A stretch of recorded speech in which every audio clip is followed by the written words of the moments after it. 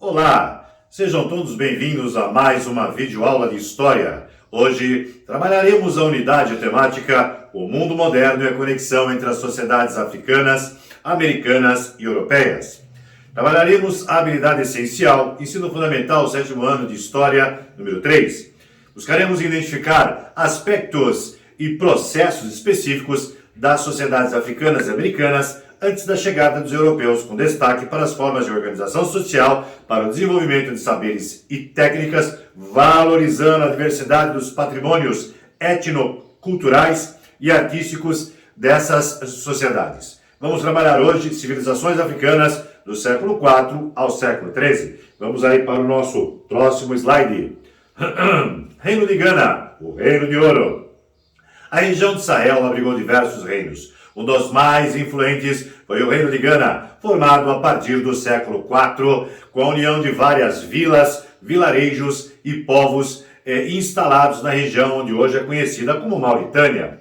Gana era um agrupamento de aldeias que se ligava ao rei, conhecido como Gana também, mas por laços de lealdade. O prestígio e o poder do rei estavam apoiados na quantidade de pessoas sob seu controle, que lhe pagavam impostos e forneciam funcionários, soldados, lavradores para a manutenção de seus domínios. Outra maneira de expandir suas terras era invadir territórios vizinhos, expansão territorial, e dominar outros povos. Prática facilitada pela razão do desenvolvimento do uso das técnicas de metalurgia.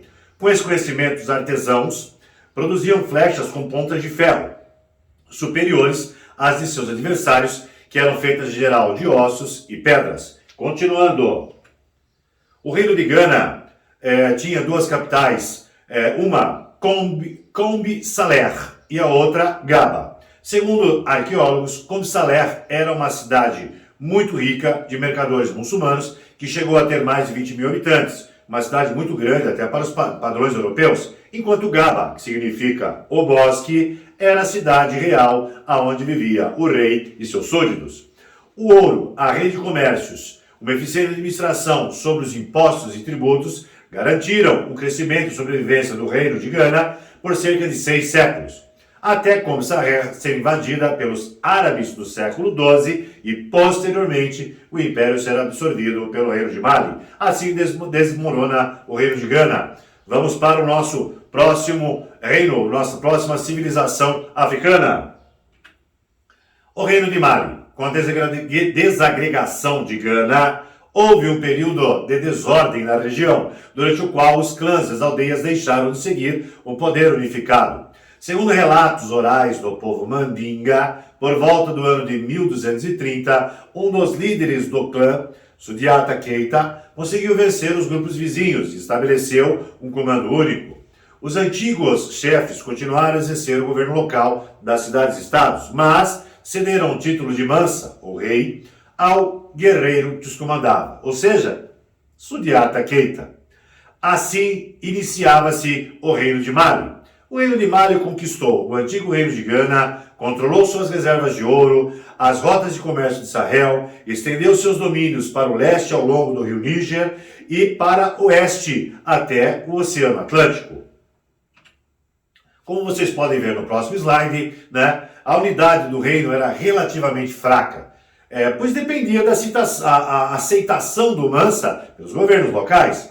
Mas por volta do ano de 1337, alguns grupos que faziam parte do reino começaram a manifestar desobediência em relação à autoridade central. A isso se somaram disputas internas pelo poder, fatores que provocaram enfraquecimento e a ruína do reino de Mali por volta do século XV e XVI. Então assim desmorona o reino de Mali. Vamos seguir para outra civilização importante da África, os Yorubás. A civilização Yorubá desenvolveu-se em torno de cidades e aldeias independentes entre si, organizadas em pequenos reinos com tradições e costumes próprios. A cidade-estado era chefiada por um governo autônomo.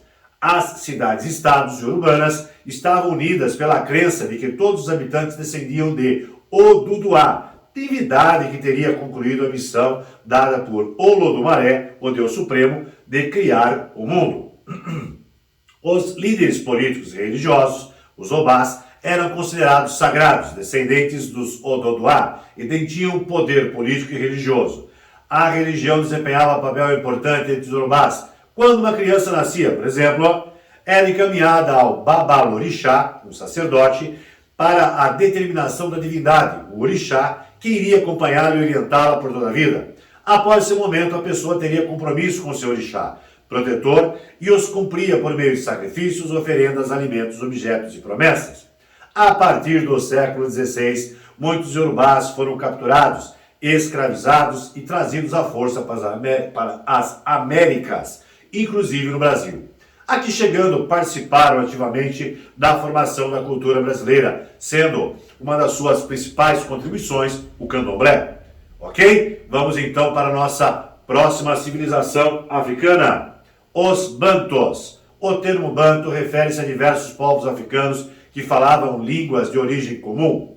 Originalmente, os Bantus viviam na atual região de Camarões, na Nigéria. No fim do século XII, já ocupavam mais de 2/3 do continente, desde a África do Sul até a linha do Equador. Com seus deslocamentos à procura de terras para a agricultura, os bandos povoaram extensas áreas da África. Grande parte do território dos bantus era organizada em comunidades independentes. Além disso, formaram reinos importantes como o Grande Zimbábue, por volta do século XIV, e Manicongo, no século XV. Assim como os Yorubás, milhões de bantus foram trazidos à força para serem escravizados nas Américas. No Brasil, por exemplo, também participaram da formação dos hábitos e costumes da população brasileira. E assim finalizamos hoje a nossa videoaula sobre as civilizações africanas do século IV ao século XIII. No próximo slide, nós temos os recados, tá? No grupo do WhatsApp de História do Sétimo Ano, todos os materiais digitais estão disponíveis. Nossa próxima aula, vamos trabalhar a mesma habilidade, mas falaremos sobre os povos americanos e pré-colombianos antes da colonização da América Espanhola. Um grande abraço a todos e até o nosso próximo encontro!